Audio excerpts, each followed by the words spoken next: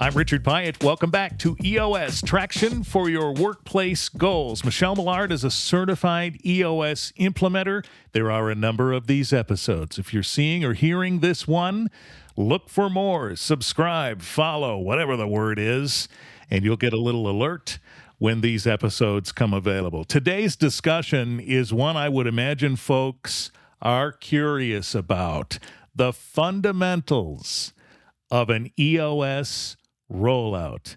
Michele, welcome back. Thank you, Richard. Thank you for having me.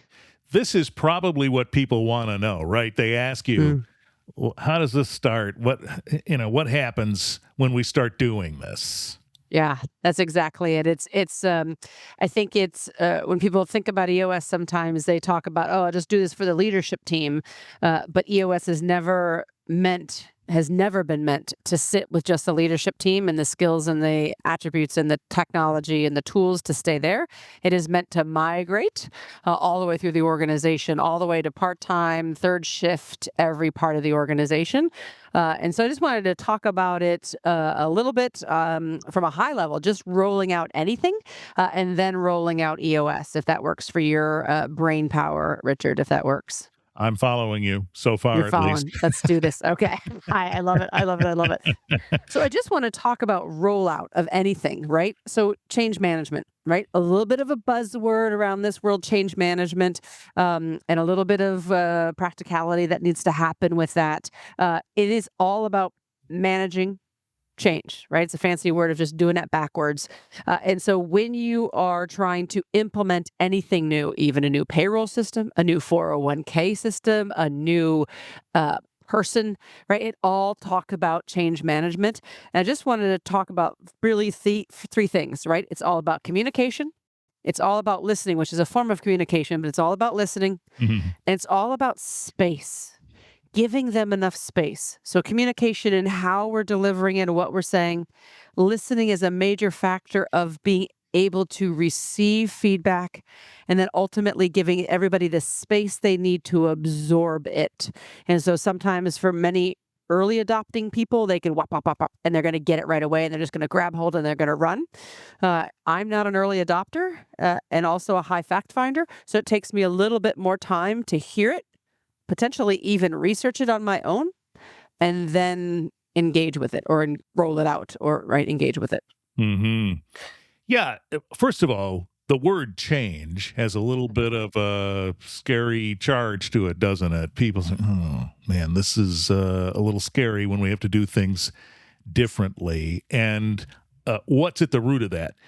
We're afraid that we're just not going to know what to do, or it's going to disrupt. Isn't that what's in there? You got to work through that. For sure. You have to work through that. And I would say I'm somewhere in my 50s, and I would say that every time for me and for everybody else that I have coached or led or what have you, it's the fear of the unknown.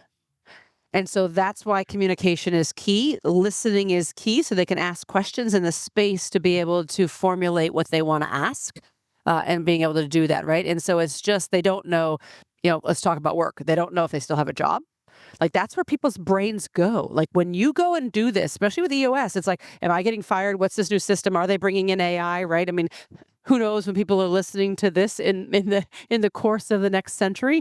But right, it's all these things. And so the more we can settle in with them, the more we can explain the why behind why we're doing it, what's in it for them, good, bad, ugly, right? All of those things. That is for me, what it really takes to be able to roll something out or manage change really, really well is making sure that they understand that. And that's one of the first things you're doing in this, is helping them get through that, I guess I'll call it scary part in the beginning, and then maybe peel back some of that emotion and start looking at it practically. Is that fair? For sure. And so we'll flip over to a little bit of, kind of generic talk of change management and then EOS rollout. And I'll go through these for some people that don't know EOS as well, but there's 5 major foundational tools that we talk about initially to roll them out. And so I'll just keep talking about 5 foundational tools. I'll share with them.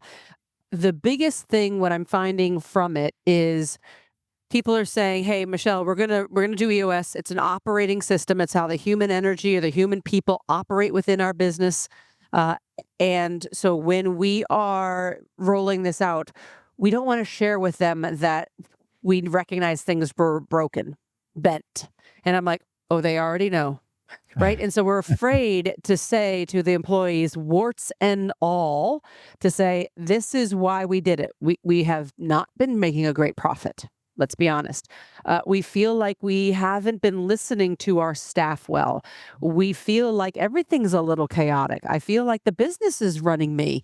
And all your employees know all of that. They may not know how to label it. They may not know exactly what to do. They sure the heck don't know how to fix it, or if they even think it's in their realm to fix it. And so when we roll this out, EOS specifically or anything, share all the warts, share the why, share what you're recognizing were the problems in order to say, hey, now we're fixing it. We're here. We're vulnerable. We're humans. Here's all the transparency, and kind of hit it with them, right? They already know.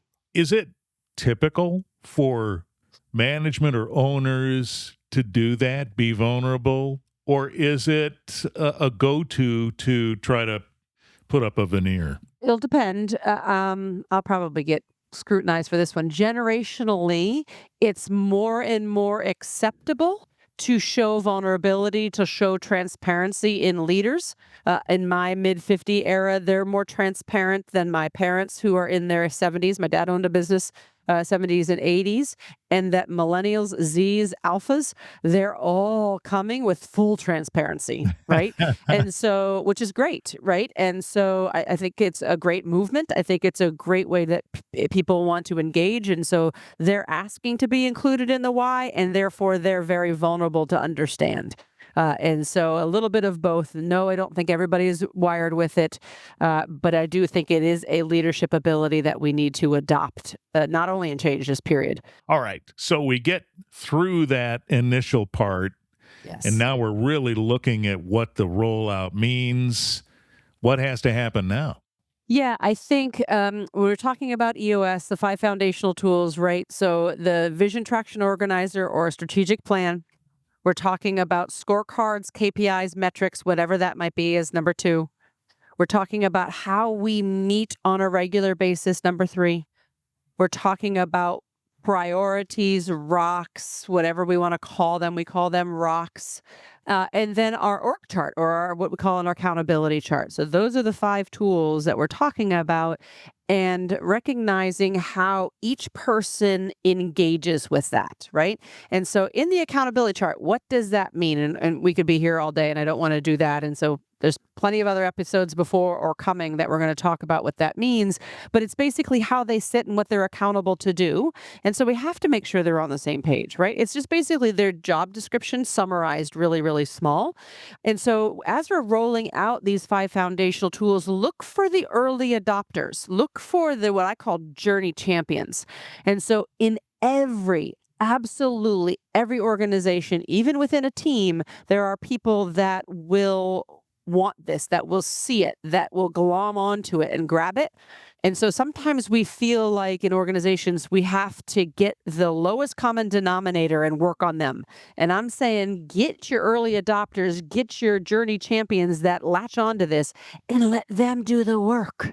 Right? So you are here as the leader. They are them. They are part of that team. You are not. You are the leader, right? And so there's a difference. And so if you can get them to wrap each other around and be like, come on, let's just give this a shot. Let's go. That will carry more weight. So find them, feed into them, have them help lift the change, lift the rollout as we're going through.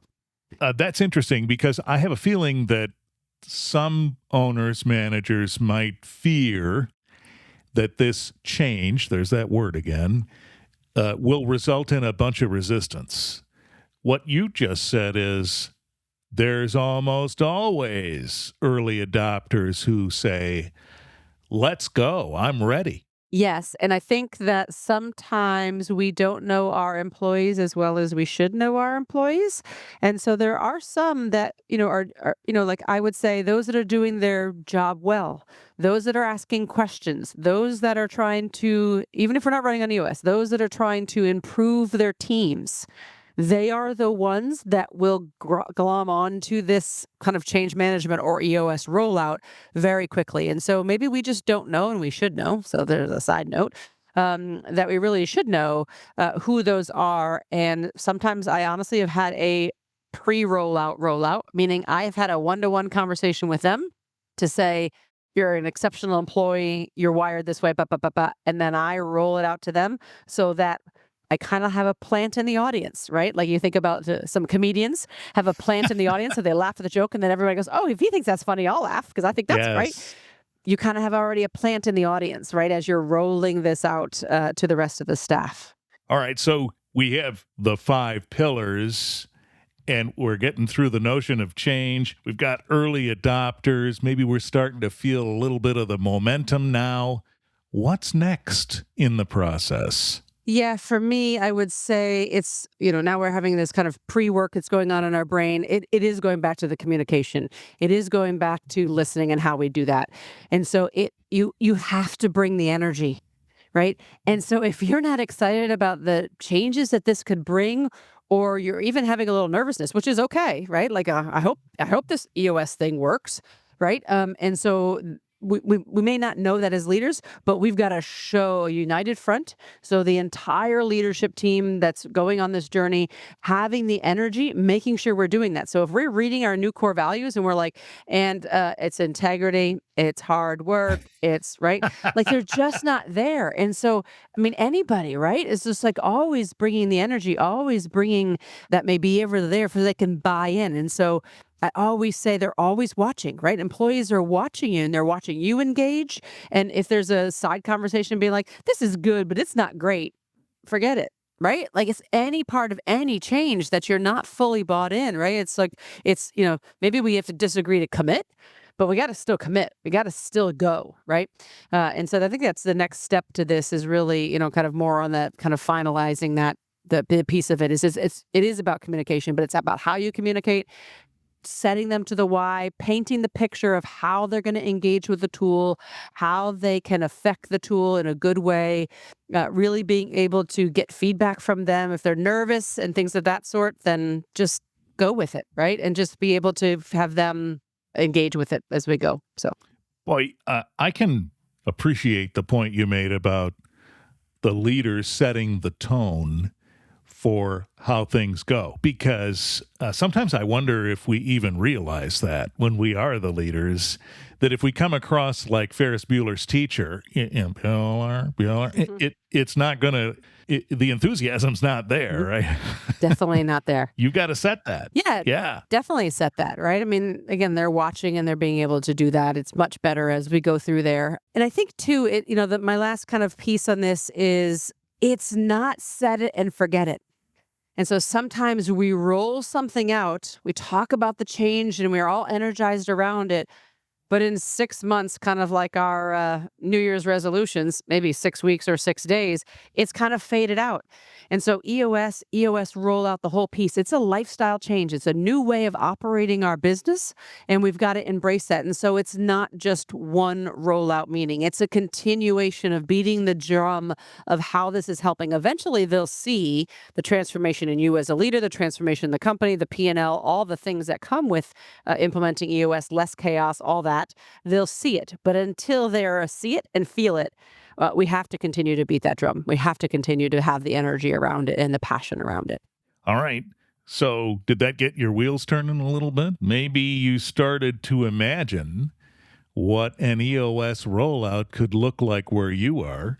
And we would not fool ourselves in thinking that a light went completely on in your mind and you said, yes, I want to do it. Well, maybe it did. But generally speaking, you're beginning to think about this, I would expect.